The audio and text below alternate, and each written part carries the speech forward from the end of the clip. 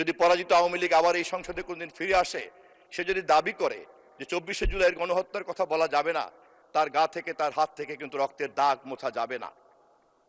ঠিক তেমনি 11 দলীয় জোটের প্রধান দল হিসেবে জামায়াত ইসলাম সহ তাদের সকল সহকর্মীদের মনে রাখতে হবে যে তারা 1971-এর মহান মুক্তিযুদ্ধের বিরোধিতা করেছিলেন। আজকের বাংলাদেশের সংসদের এই যে বৈচিত্র্য, এই বৈচিত্র্যের সঙ্গে বিগত 12টি জাতীয় সংসদের তেমন কোনো মিল খুঁজে পাওয়া যাবে না। 12টি জাতীয় সংসদের নির্বাচনের আগে এবং পরে, সংসদের ভিতরে এবং বাইরে সবসময় রাজনীতিটা ছিল কিন্তু একটা দ্বিদলীয় কাঠামোর মধ্যে। কিন্তু এই প্রথম বাংলাদেশের রাজনীতিতে ভোটের পরিসংখ্যান থেকে শুরু করে আমরা যদি এই সংসদের চিত্র দেখি এবং পালিয়ে থাকা ফেসিবাদের সমর্থক ভোটারদের মধ্যে যারা বিরাজ করেন, তারা এবার কোথায় ভোট দিয়েছেন আমরা জানি না। তবে জামায়াতে ইসলামী বাংলাদেশ সহ তার 11 দলীয় জোটের এবারের নির্বাচনের যে জাদুকরী সংখ্যা, তা দেখে এটা একটা গবেষণার দাবি রাখে। কেননা জামায়াতে ইসলামী বাংলাদেশ স্বতন্ত্রভাবে যতবার নির্বাচন করেছেন, ততবারই 5% মধ্যেই কিন্তু তার ভোট সীমাবদ্ধ ছিল। এবারের নির্বাচনেই তার ভোটের পরিসংখ্যানটা পরিবর্তন হয়েছে, যে মুহূর্তে বাংলাদেশ আওয়ামী লীগের সমর্থকরা ভোটাররা বাংলাদেশের নির্বাচন করতে পারে নাই, ভোট দিতে আসে নাই। আমরা আজকে এই সংসদে যখন প্রবেশ করেছি, তখন এমন একটা বাংলাদেশকে নিয়ে প্রবেশ করেছি যেখানে প্রায় 30 লক্ষ কোটি টাকার ঋণ এই দেশের ঘাড়ে চেপে আছে। আমাদের মাননীয় অর্থমন্ত্রী ইতিমধ্যে এই বিষয়ে কাজ করছেন মাননীয় প্রধানমন্ত্রীর নির্দেশে।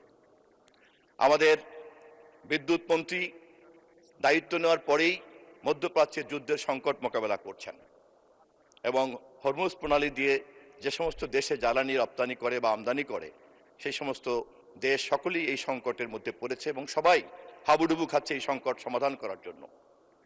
ইতিমধ্যেই বিরোধী দলের সমর্থন সহ আমরা এই বিষয়ে সংসদে একটা জাতীয় ঐক্যমত তৈরি করতে পেরেছি। এই সংকট কিভাবে মোকাবেলা করা যায়, আমি আমার বক্তব্যের এই প্রসঙ্গে বিরোধী দলকেও ধন্যবাদ জানাচ্ছি। আমরা শেয়ার বাজারের দিকে যদি তাকাই, দেখব আমরা যেদিন ক্ষমতা নিয়েছি সেদিনও পর্যন্ত দৈনিক টার্নওভার ছিল 500 কোটি টাকার মতো। গতকালকে আমি খবর নিলাম, এটা এখন 1000 কোটি টাকায় উন্নীত হয়েছে। রেমিটেন্সের খবর নিতে গিয়ে দেখলাম সেখানেও উন্নতির একটা ছোঁয়া লেগেছে। কিন্তু 30 লক্ষ কোটি টাকার বাজেটের ঋণের বোঝা মাথায় নিয়ে আমাদের মাননীয় অর্থমন্ত্রী 8 লক্ষ কোটি টাকার বাজেট হয়তো আগামী 1 মাস পরে পেশ করতে যাবেন। আইন শৃঙ্খলা সম্পর্কে আমাদের মাননীয় স্বরাষ্ট্রমন্ত্রী গত কয়েকদিন আগে একটা চিত্র দিয়েছেন। সেই চিত্রে দেখা যাচ্ছে যে খুব শ্রথ গতিতে আইন শৃঙ্খলা পরিস্থিতির একটা উন্নতি ঘটতে যাচ্ছে।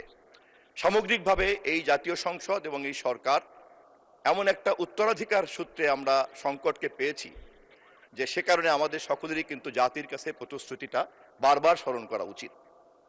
এবং বিশেষ করে 11 দলীয় জোটকে আমি এ বিষয়ে বিনীতভাবে অনুরোধ করব, আপনারা যেমন করে ঐক্যবদ্ধ এই কমিটিতে অংশগ্রহণ করেছেন, যেমন করে মাননীয় তরুণ সদস্য ফ্যামিলি কার্ডের ব্যাপারে তার ব্যাখ্যা চেয়ে সহযোগিতা করার কথা বলেছেন, ঠিক তেমনি করে অন্যান্য আচরণগুলিতেও আপনারা গঠনমূলক থাকার চেষ্টা করবেন।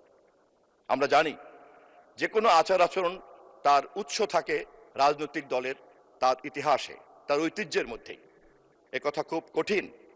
যদি পরাজিত আওয়ামী লীগ আবার এই সংসদে কোনদিন ফিরে আসে, সে যদি দাবি করে যে 24শে জুলাইয়ের গণহত্যার কথা বলা যাবে না, তার গা থেকে তার হাত থেকে কিন্তু রক্তের দাগ মোছা যাবে না। ঠিক তেমনি 11 দলীয় জোটের প্রধান দল হিসেবে জামায়াত ইসলাম সহ তাদের সকল সহকর্মীদের মনে রাখতে হবে যে তারা 1971-এর মহান মুক্তিযুদ্ধের বিরোধিতা করেছিলেন।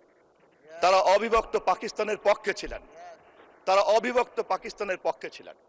এমনকি তারা এই মুহূর্ত পর্যন্ত বক্তৃতায় অনেকেই বলেছেন তারা শরিয়া আইন কায়েম করতে চান, আহ্বান রেখেছেন আমাদের মহাসচিবের কাছে। এই ব্যাপারে খুব পরিষ্কার একটা ধারণা থাকতে হবে, সংসদে যে উত্তাপ তৈরি হচ্ছে সেই উত্তাপ কেবলই মাত্র কিন্তু এই মুহূর্তের রাজনৈতিক আচরণের সমস্যা না। এই রাজনৈতিক আচরণের সমস্যার গভীর উৎস হচ্ছে কিন্তু আদর্শগত সংকট।